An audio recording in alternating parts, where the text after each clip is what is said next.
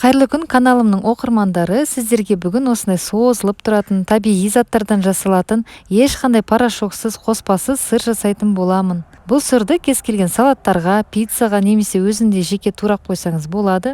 Ол үчүн эң алдымен сүтүмүздү отко коюп, кайнаганын күтөбүз.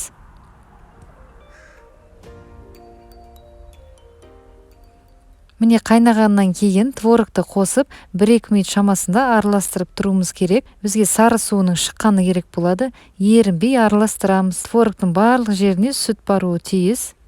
Сонда осы сырымыздын дурус чыгууна пайдасын тийгизет. Бул жерде менде сүт же иримшик үйдүкү, яғни табигый, магазин заттардан жасап көргөн жокмун, сондуктан калай чыгатынын айта алмаймын. Мүмкүндүгүнчө арине табигый болгону дурус.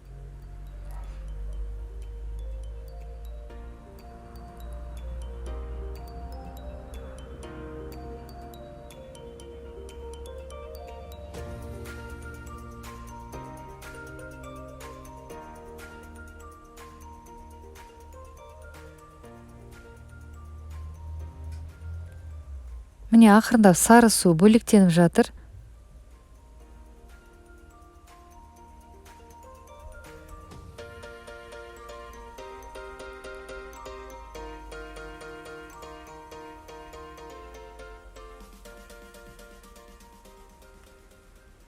Енді отымызды өшіріп 25 минутке жылынғанша тұруу керек.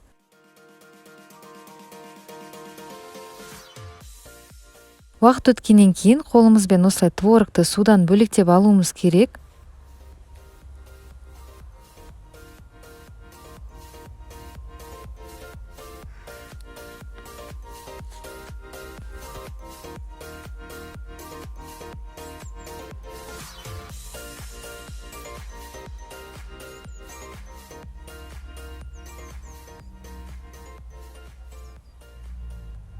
Енді бөлектеп алгандан кийин осыған жұмыртқа, тұз және сода қосып, қолмен немесе погружной блендермен жақсылап араластырамыз.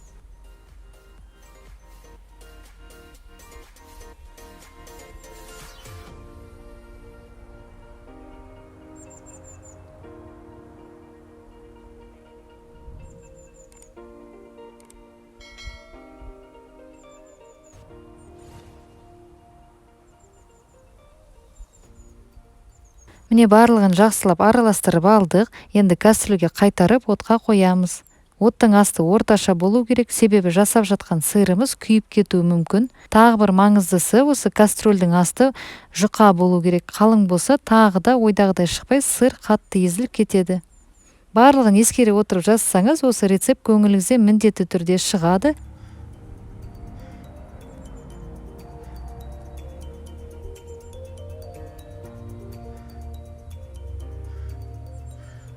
Міне көріп тұрғаныңыздай, сырымыздың асты ақырындап езіліп, созылып жатыр.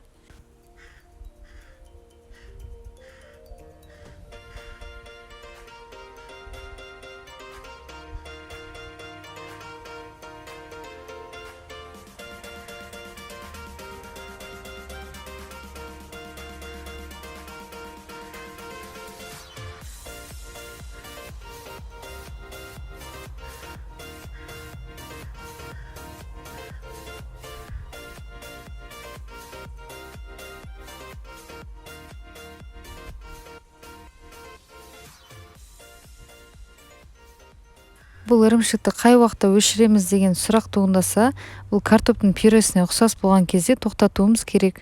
Сіздерге оттан алып көрсетіп жатыр, міне сырымыз ойдағыдай керемет созылып жатыр. Осындай созылмалы күйге жеткенде отымызды өшіреміз, одан кейін май салып ерігенше араластырып жібереміз. Одан соң сырымыз 1-2 минут тұра тұру керек, жылынғанын күтеміз.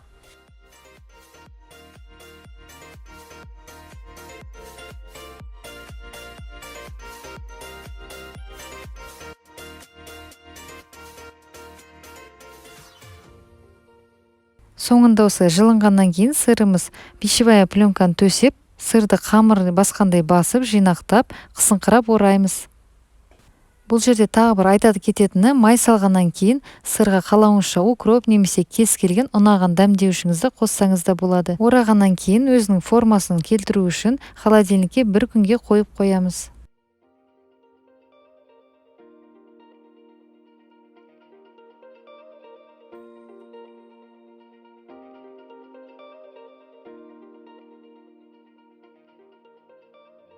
Осымен сыр дайын болды. Таза салмағы 600 граммнан асады.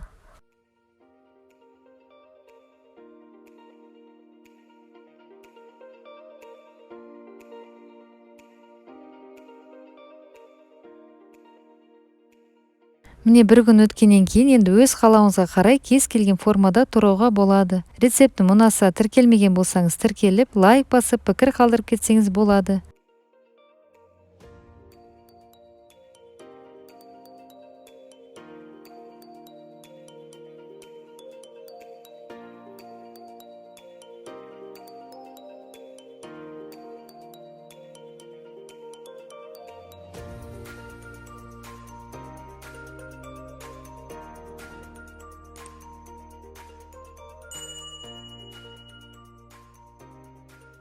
Сонымен қатар осы каналымда дастарханыңызға сән беретін түрлі салаттар, печенье, пирог, ыстық тағамдар да бар. Соған қысқаша шолу өтемін, бір қарап өтсеңіз болады. Соңына дейін менімен бірге болғаныңызға рахмет. Келесі рецепттерде жүздескенше аман сау болыңыз.